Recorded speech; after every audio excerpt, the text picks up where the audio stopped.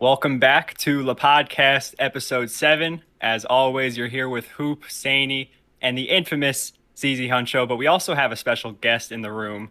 He's an entrepreneur, a full-time drip lord, and he's pretty good at basketball too.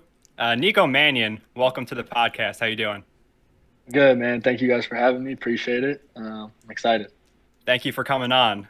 So as always, I'll usually start off with an icebreaker. As you saw, I made a video for my TikTok to promote this podcast, and I struggled with some pronunciation, specifically with your current basketball team in Italy. It's spelled to the American Virtus Bologna, like as in like the deli meat. Yeah, My yeah. grandpa's from Sicily, Corleone, so I didn't want to mess this up. But I feel like it's pronounced something like Virtus Bologna or something more specific. Can you confirm that for Virtus, me? Virtus Bologna. I I completely knew it messed was that up in my Bologna. video I then. knew it Yeah, was it's Bologna. Bologna. Everyone, all the Americans, since I've been over there this year, all the Americans make fun of it. They're like, "Oh, you're playing in Bologna." I'm like, "Yeah, bro, we could go with that." Dang, all right. I messed it up on my video, but it's all good. All right, so the episode lineup for today, we're gonna do our headlines as always, the headlines. Then we're gonna hop into Nico's story, what happened to him post Warriors. We'll get into his new company slash brand Hooperverse, and then some questions, chopping it up. So before we get into that, the podcast is sponsored by Manscaped. Use our code LePodcast for 20% off their entire site. You gotta trim the hedges down there a little bit. You know where to come. Your So balls will thank you. as they say on their T-shirt, it's a great shirt. But going into the headlines, LeBron James played in his first Drew League game since 2011 on Saturday. Decided to drop a cool 42 points, 16 boards, and 4 steals. Now, Nico, I have a question for you. Twitter loves to bash these Drew Leaguers who aren't in the NBA, who aren't playing at the NBA level. Can you speak on how good these players actually are? Because the jokes are, they're just coming off their shift at Best Buy to guard LeBron. You have a better idea than us of what they're like. Can you speak on that? Yeah, man. I think people get it confused just because guys aren't big name guys. They might think they're not that good, but there's a lot of good players in the Drew. Other coaches from the Drew just called me the day before that game, and was like, "Hey, do you want to come play in the Drew?" And I was like, I was actually in Los Angeles that night, and LeBron played in the morning. I think he played at like 11 something, maybe 1. He's like, "Hey, do you want to come play in the Drew tomorrow?" This was the night before, and I was like, "I'm not gonna make it. Like, what time's the game?" They played at 11, but there's a lot of good players out there. Like I would play in it if I had the time or the opportunity to play in it. I would 100% play in it. I think it's a great opportunity. I think a lot of those guys and they have some pros out there. They got some pros. Obviously, if LeBron is going to play, the league is doing something right. If you got LeBron pulling up, and they said Kyrie might play, DeMar DeRozan's playing in it. Like, these are NBA All Stars, not just good basketball players. They're NBA All Stars. LeBron, one of the best players of all time, and he's pulling up to play in the Drew League. He's not going to go play anywhere, or he's going to risk getting hurt or play against scrubs, like everyone is saying. Oh, these Drew League guys are scrubs or whatever. And like you said, 42 and 16 or 14. Yeah, like, 42, 16, it's 4 nuts. steals. It just and that just goes to show. It's like people might say he's playing against bums, but I think that's just more of a point that LeBron is one of the best ever. Like, he can walk out there on any given day and do that to real hoopers. Maybe not NBA guys and all stars, but they're real hoopers. They're good basketball players. And just one more question off that before we move into your story. It's been a popular topic. I saw some other podcasts discussing it. As Americans, we tend to think that the NBA is like the most elite of basketball. And while we do have LeBron and KD, people think that if you're not in the NBA, you're not better than anyone who's in the NBA. And as someone who's played overseas, can you confirm that, or can you? Man, I'll tell you what, there's players in Europe that I've seen this year. I honestly didn't know how good European basketball was until I went over there this year. It's an eye opener. There's people on almost every team that, in my opinion, are skilled enough to play in the NBA. So much talent around the world, and you see guys now, like, it's becoming more. See it more often now with guys like Luka, who's coming from Europe, Jokic and Giannis and all these guys are coming from overseas, and they're some of the best players in the league. So I think that just goes to show that there's players all around the world. And of course, the NBA is televised more, and here in America, that's all we watch. Like before I went to Europe, I wasn't watching European basketball. But there is a lot of talented players all around the world. And the league that I was in this year, the Euro Cup, and being in the Euro League next year, those are two. I mean, those are right behind the NBA in terms of competition and skill, in my opinion. That's awesome. So can I confirm you by winning the Euro Cup, you move into the Euro League? Is that what I read? Exactly. That's how it works. And this year with the whole war situation in Russia, Russia had I think 2 or 3 teams in the Euro League that they won't be in it next year. Oh wow. So they added. I think we beat Bursaspor in the finals. So Bursa also is going, and I think another team that I don't know if they've decided or not. There's 3 teams from the Euro Cup going to the Euro League this year, but usually that's how it works, where winner goes.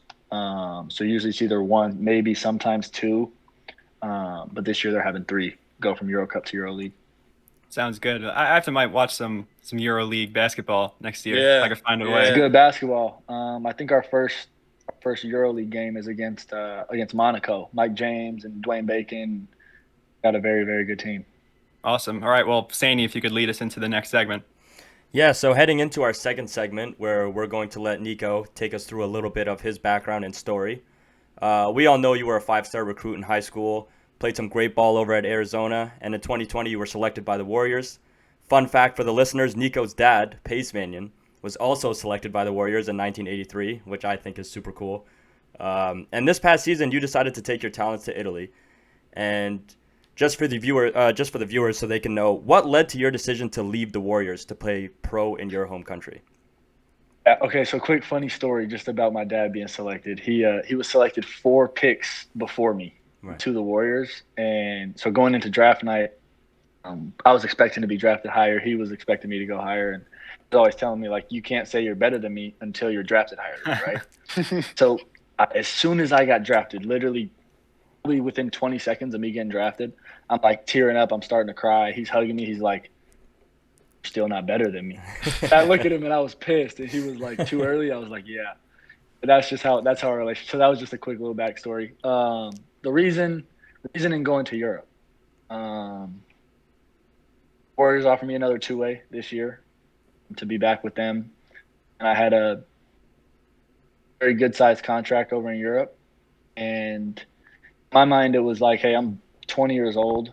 NBA is not going to go anywhere. You know, the NBA is not going to be ending in 2 or 3 years. It's going to be here for a long time. And so in my mind, it was like, I can go over here, make more money than what I'm making right now, play more, learn a different style of basketball. I mean, I think learning multiple styles just helps you wherever you're at. I mean, goal is to obviously get back to the NBA, and if and when I do, I feel like I'll have so much more experience, and I will have played a different style, so I'll have almost like different options in a way. It's like taking the same test but having 2 different answers in a way that are right. So that's the way I looked at it. And I was also born in Italy. I have family out there, so it wasn't like I was going somewhere super foreign. I speak Italian fluently, so I feel at home there as well, which was another big factor in me going over there.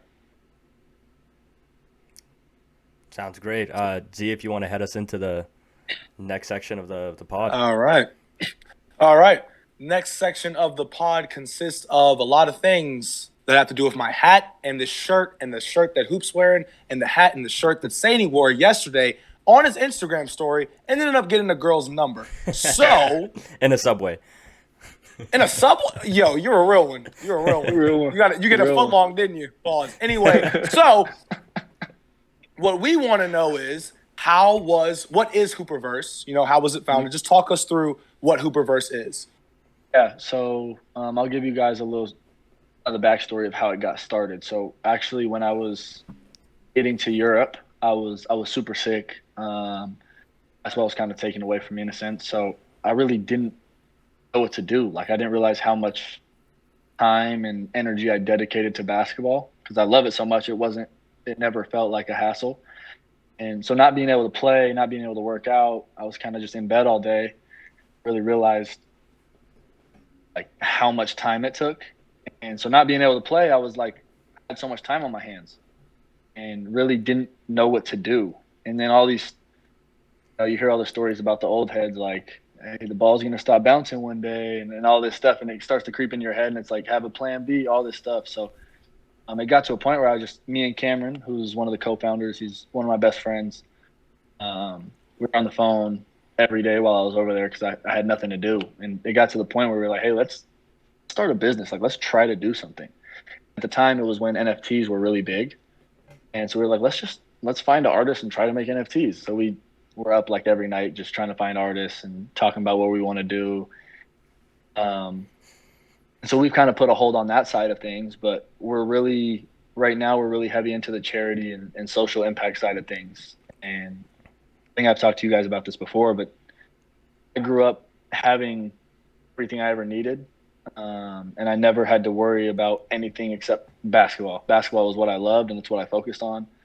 And so I was very blessed in the aspect that I had a great circle around me, great people, great parents, great coaches.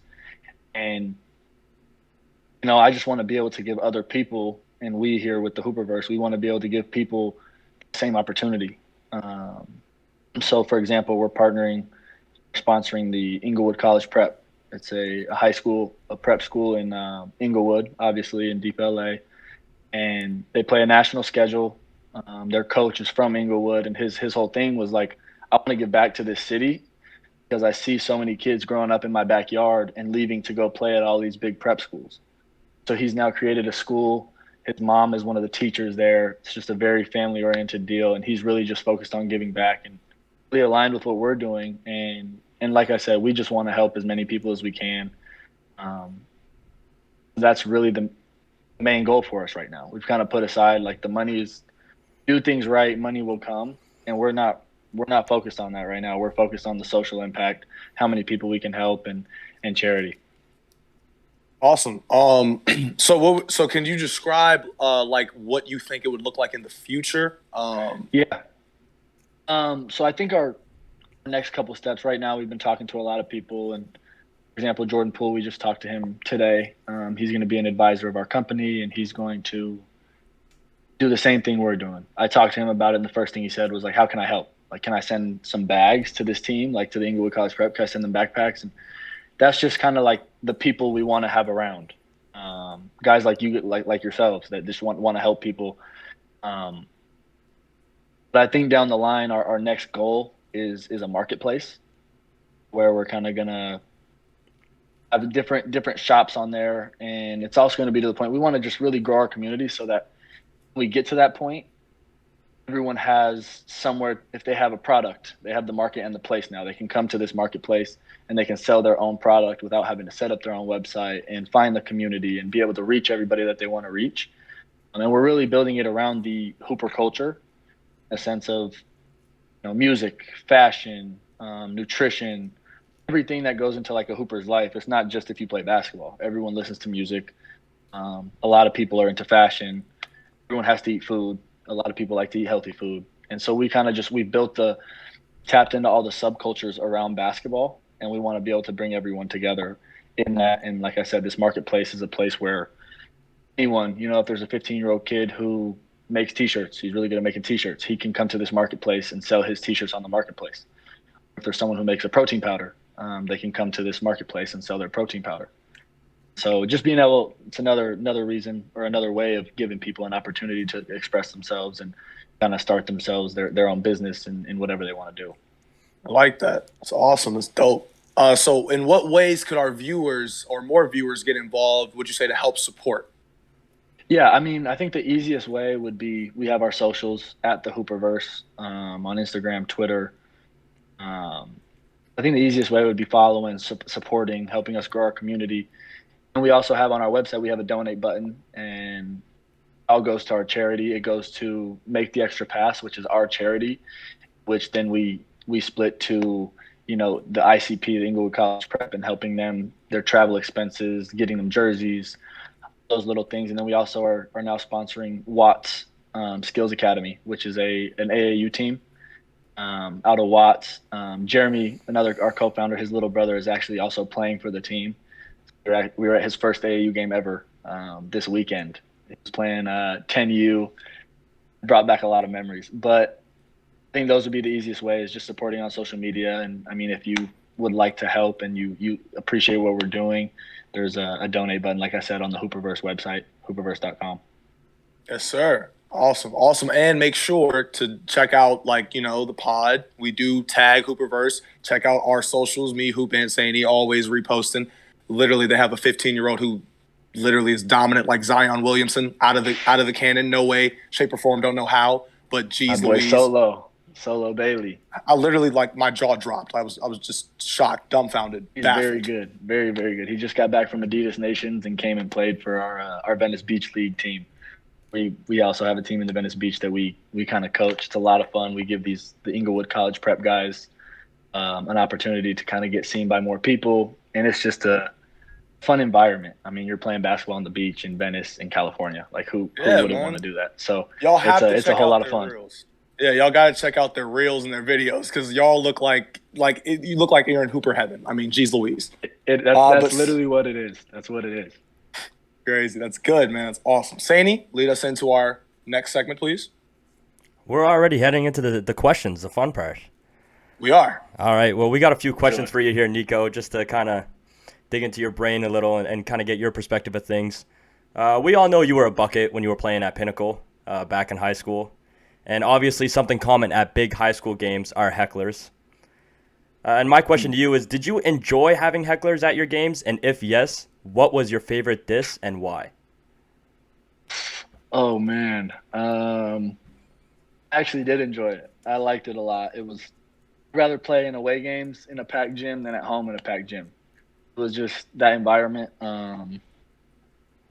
Something about it. Like there's no feeling of like fighting a crowd or making a play to quiet a crowd. All those things or looking up and seeing people yelling I love it. The worst one, there was two. So we played at Brophy. I think it was my sophomore year. This was actually really good. There was no like disrespect at all, but it was a packed gym and they had a bunch of signs, like probably 15 signs in the stands, and everyone was holding them up before the game. And so it's like warm up. So I'm like running in warm up lines and I'm kind of looking up and I'm reading them, and they actually made me laugh. Like I smiled and laughed at some of them. Like one of them was like, Nico Mannion sleeps with a nightlight, or Nico Mannion bush camps in Fortnite. Like it was just like stupid things, but they were hilarious. So that was one of my favorites, just because there was absolutely no disrespect. Like it was all fun. They had a redhead that went to their school that stood in the front row and had a gray sweatshirt on. He wrote, "I'm the real Nico" on the sweatshirt. He was standing in the front row. So just things like, it was a good night. We ended up losing on a buzzer beater. Like it was a great game, great atmosphere. And the signs were just hilarious. So that's probably my favorite one. There was another one, my freshman year, my first rivalry game. We played Horizon High School, who's our basketball rival. So going to the game, I'm a freshman, first rivalry game. And I'm like, okay, like I didn't know what to expect. Get out there, it's a packed gym, and their whole student section was holding like these big carrots, holding up carrots because I got red hair, so they were calling me Carrot Top, holding up the carrots. And then before halftime even started, they were throwing them to the bleachers because we were up like 25 at half. But like they were just like pissed off. They started throwing them under the bleachers, and that's the reason I like playing in away games, being able to quiet a crowd, make the fans like almost upset in a way, like they want to win so bad. Yeah. Like these guys had to go pay for all these carrots. They had to pay tickets to get in the game. Like they had to do all this stuff just to come watch us and try to make fun of me in a sense, like bringing these carrots. So those are probably my two best heckler stories. Sounds like you got some creative haters out there, but yeah, definitely. And it's all love. It's fun. Before we get into the next question, so you'd rather hit a buzzer beater at an away game than home? That's a good question. Ooh. That's a great question. Would you rather silence? Probably an away game, honestly. I don't know if I had any buzzer beater away games. I had one home game, 2 home games that the floor got rushed. The crowd was going crazy. Those were fun, but honestly, you're in a silent gym Like when you Yeah. know there's 1,000, 2,000, 3,000, how many people in there? Like hearing the gym just go silent is a feeling. There's nothing that can replicate that. Mhm. Fair, that's fair. If it was me, I'm chucking it from 40. I don't care. But moving on to the next question.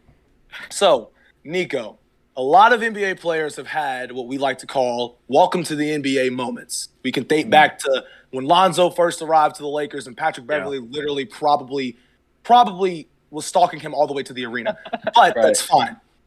Would you say that you had a welcome to the NBA moment? And if you did have one, was it when LeBrick James hit you with that screen that went viral? And I was literally like, Nico, I wanted to DM you and ask you, were you good, bro? Because like, it hurt. why? It definitely hurt. I tried not to show it. I tried not to make any faces and just kind of let it go. But I felt it for sure right here. No, I'd say my welcome. I have two. One that was in an actual game was against the Kings in Sacramento, and Aaron Fox started to get hot, and Coach Kerr was like, "Nico, try to slow him down." And I was like, "Okay, like, try to wear him down, pick him up full, whatever." I'm like, "Pick him up full, like it's one of the fastest guys in the league." So first play, I'm like cold. I'd been on the bench. This is my first time subbing in. Pick him up full. Didn't even make a move. Right by me. Got to the rim, finished. Next play, ISO'd, like 4 guys on the other side of the floor. And me and him one-on-one, he drives, I cut him off, he spins, and like he spun and kind of like tucked my arm under his and then tried to shoot. You know how Harden does his little antics with the – so he drew a foul, and it was like, okay, like this is real. Like this dude is fast, he's skilled. And that was one of them. Plus getting in the game as a rookie, they're always going to go at you. And if they score once, they're going to ISO you the next play. If they score again, they're going to ISO you the very next play. And it's like, it just doesn't stop. If you don't stop them the first time, you're just going to keep going. So that was one. The other one was like literally 5 days after getting drafted in the Bay. Draymond calls a like players only scrimmage, like just a run. So we all show up. I'm matched up with Steph. And I thought I was playing pretty well. I was holding my own. You know, I wasn't like locking him up. He wasn't felt pretty good about it. And then there's one play he goes left, and I go to cut him off, and he goes to go behind the back. Kind of like slips, and he like falls at an angle. So now he's like his shoulders like to the basket. So like pretend the basket's over here. He's like almost at the top of the key. The basket's over here, and he's sitting down because he slipped. So he's sitting down, dribbling the ball in his right hand. And I'm like, I don't know what to do. Like he slipped. He's on the ground. Like, how do I guard this? And as he gets up, like the ball's in his right hand, the hoop's here. As he gets up, he shoots all in one motion, like a step back. Like he steps back and shoots a 3, like all in one motion. I contest it and everything. It barely touches the net. Like it's one of those where the net just kind of pulses. And Marquise, who's one of my good friends, Marquise Chris, goes to throw the ball, and I look at him. I'm like, what the fuck was that? And he's like, everyone acted like it was normal, which made me even more mad. I'm like, you guys just see this? Like, I'm like, Keith, what am I supposed to do? He's like, you'll get used to it. I'm like, wait, what? It's true. Like, I never got used to it, but every single day, like the stuff you see him do, the wild stuff you see him do in games, like put a 3 and turn around and it doesn't touch the rim, or making someone fall and hitting a 3, like all the wild stuff you see him do, he was doing that every single day. Like there was always one point in our like live scrimmages and practices where it was like, wow, like it always had a wow moment every day. It was unreal. It's funny that you said Marquise Chris, because I remember he was on my NBA Live mobile team back when I was in 8th grade or like 9th grade. Bro. In NBA Live mobile, I swear to God, he was like Shaq. Like bro was big everywhere. And bouncy, bro. He's tall, athletic, and bouncy. That's one of my good friends. That's my guy. My favorite Marquise moment will always be the Serge Ibaka beef, but oh my God. Yeah, when he pushed him. Yeah. He used to be a little hothead. He's gotten a lot better. All right, so for our next question, we're going to take a turn to a different topic. I want you to name 3 of your all-time favorite music artists and 3 that are heavy in your rotation right now.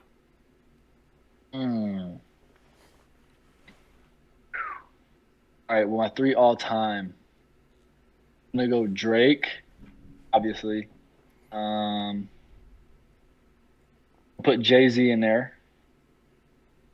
And I'm gonna put. And that's a good question. Zany's happy right now because he's Canadian. I like Lil Wayne in my top 3 Thank of all God. time. Thank you, bro. I like Lil Wayne up there. Not heavy in my rotation right now, but he's always got a song or two in the rotation, I'd say. And then my 3 that are heavy in my rotation, obviously Drake. We drove to California this weekend. I put Drake on shuffle for like 4.5 hours. I'm one of the biggest Drake fans. So Drake. Best friend is here. His favorite artist is YoungBoy, but I can't listen to YoungBoy for more than like 30 minutes, maybe. Like in the car, I got. It's a lot of energy. He's gonna turn him into a demon. Too much energy at times. But I like Lil Baby a lot. He's up there, heavy in the rotation, and probably for my slower stuff, I'd say like Rod Wave. Word. Some slower rap. I mess with hip Rod hop Wave, in there. yeah. Rod Wave. Sir, bro. I don't know who You're hurt probably him, my but 3. keep hurting him, please. Jeez. Please keep hurting him. 'Cause Please keep hurting him. Great albums. Great album. And working off of that question, the more important question, do you have a favorite girly bop? I'm talking Taylor Swift, Katy Perry. Are you a Swiftie? Is Nico a Swiftie? No, I'm not a Swiftie. The girl artists I listen to are artists like Janae Aiko, her, artists like that. The slower, like the R&B stuff. I like some of that stuff, but girly. Like Miley Cyrus, Party in the USA. Just one song. You know, Party in the USA is a banger. Yeah. Party in the USA is actually a banger, bro. Like you could play that around me and I will sing. I like For it. sure. It's a good song, bro. Word for word, bar But, for I mean, bar. bro, Thank you, bro. That's how I feel. You're gonna sit here with a I'll straight sing it face on the and podcast. you're gonna sit here with a straight face and say you don't bump Dua Lipa right now, bro. Like, come on. Bruh. Okay, so hold on. Actual Dua Lipa or Jack Harlow's Dua Lipa song? Ooh, No, I'll bump actual Jack Dua Harlow's Lipa. song, Actual for Dua sure. Lipa. Actual Nah, I Dua don't Lipa. Both. bump Dua Lipa. Come I don't on. bump Dua Lipa. I At love least Dua like Lipa. Doja Cat. I would think Doja Cat at least. What's like funny look at her. is my one of my teammates in Europe, Kyle Weems, his 2 sons loved it. Like we'll be in the car and he'll put the radio on, and they'll hear like a song, like it's the volume's turned down. They'll hear Doja Cat and they'll be like, "Oh, Dad, turn this up. It's Doja." Like they love Doja Cat. Like so, I know I've heard some of her songs, but I'm not. She's not in my rotation, but I feel you. she's solid. Word. All right, cool. All right, now that we found out that you weren't a Swiftie and that you are a 6 God sapien, we're going to move now into cheat days. Cheat days and workouts. So, when you look at certain guys like, I don't know, The Rock, right? He is like 350 pounds of pure muscle, probably deadlifts, probably 500. But when I look at what The Rock eats, like on a, random Tuesday, he's got like chickens the size of this dog that's sitting next to me. And this is a Labradoodle. All of these, just all these different things. A lot of waffles, probably 10 pancakes. And he's sitting here saying, you can eat all of this if you work out like me. Nico, what would you consider a cheat day meal for you? A cheat day. Cheat day meal. A whole meal?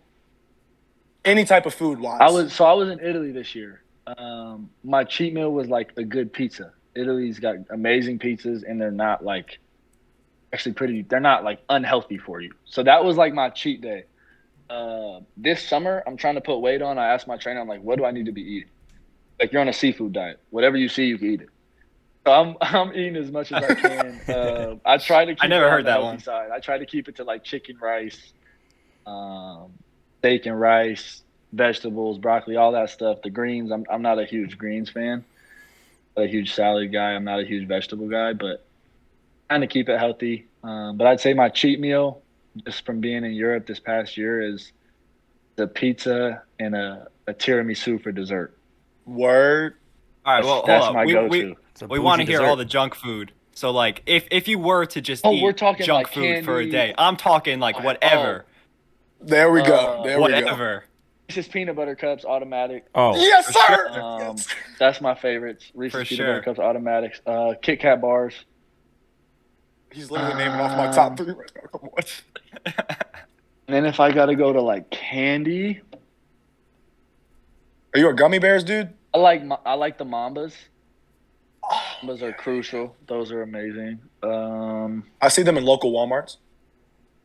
Fire. You had them before? Yeah, my grandma used to eat them. She used to give them. I've never tried those. Fire. I'm Canadian, Gotta so. try them, bro. Fire. Well, Belts. Cats, Reese's, Oreos. My mom used to not buy Oreos when I lived in the house. wow. They'd be gone in like 2 days. And I'd blame it all on my dad. He's like, no, I didn't eat them. Like, bro, I had like 6 of them. I didn't even have a whole row. You're telling me I ate them. So she stopped buying them. Man, that's probably my top 4. More of a chocolate. Like I can mess with that. I'm more of a chocolate, peanut butter, that kind of thing. If I gotta go like for candy, I'm going to the Mambas. We had a discussion before in another episode. We're all chocolate peanut butter, the Reese's, the Snickers, all that. So good to hear.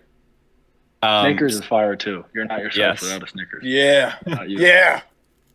All right. So Snickers. for real though. All right. Moving on to our next question. We kind of already answered it already, but I mean, if you want to harp on it, you can. If not, we could just move on. Is your goal to return to the NBA at some point, or do you prefer playing in Italy? I'll say this. I love playing in Europe. I like it a lot more than I expected. Like I said, learning a lot, new experiences, meeting a lot of new people, getting, I'd say, more in touch with kind of my Italian side because I was born over there but never really raised over there. I really do like it a lot, but of course, in the back of my mind, there's always that drive and that wanting to be where I believe I should be, in a sense. Like I think I'm good enough to be there. Now it's just about, putting my head down, working hard, grinding, and letting God take care of the rest. But yes, my goal is to get back to the NBA. Now, when that'll be, I don't know. I'm not going to put a timetable and say, like, I need to be back in the NBA in a year or 2 years, 3 years, whatever it is. Like I said, whenever God thinks it's right, if I'm doing my part and working my hardest, I think I'll have a chance. For sure. Just to follow up on what you just said there, what were your expectations going into heading to Europe to play there? Man, I tried to go in not with no expectations, in a sense. Like I didn't want to expect something and have it not turn out that way, or expect too little. Right. You know what I mean? So it was, and plus when I was going over there, I wasn't feeling very well, so I was really focused on just getting healthy. But I will say it was whatever my expectations were, because of course I had those subconsciously, I'd say. It was a lot more difficult than I expected. A lot different than I expected, just in the way that the game is played. The defensive 3 seconds, there's no defensive 3 seconds. Like there's always someone in the paint. The spacing as a point guard, it's 10 times harder because you're not getting to the rim. Like the floor just feels small. So that's really the biggest takeaway I had this year, is learning how to play in like the smaller spaces and with no defensive 3 seconds. But I'll say, tried to have no expectations, to answer your question, but it was definitely an eye opener in the sense of like, wow, there's a lot of skill and a lot of good players outside the NBA.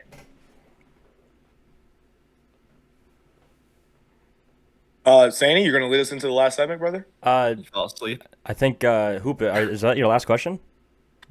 That was my last question. Oh, geez, we're speeding through this. We're speeding through this. Come on, Canadian. All right. Well, we're gonna head into a more serious route here, Nico. We all know professional athletes have something that motivates them and pushes them to chase greatness, whether it be their need to provide for their families or just their love for the game. And as someone who has played with Jordan Poole, can you confirm that his motivation comes from attractive women courtside at games? Because we're dying to know. I genuinely saw this guy pull up from like 45 feet after he glanced courtside and saw a girl look at him. Dude, he is hilarious. He is one of the funniest people I've ever been around. Actually, on the phone with him the other day, and I had seen a video. It said Jordan Poole plays like he's trying to like steal your girl. Right. Basically. And I told him that. He was like, yeah, that's the point. Like, they get there with you and they leave with me. And he just started laughing. Like, that's the kind of person he is. He's just always funny, always joking. But in all honesty, seriously, he's got phenomenal work ethic. He's in the gym. It's like he's really locked in. He'll joke with you off the court, even on the court. Sometimes he'll laugh and say something, but he's one of the hardest workers I've been around. Right. And it showed this year. He played amazing. He finally got a real opportunity and made the most of it. I'm super proud of him, super happy for him. Now, to answer your question, it could go either way. But his work ethic is definitely up there. He's all for the right things, got a great heart, and he's been working his tail off, so I'm happy for him. That's hilarious. He plays into that. He had to. Come on now. He's the ultimate light skin. Come on. The ultimate light skin. I'm telling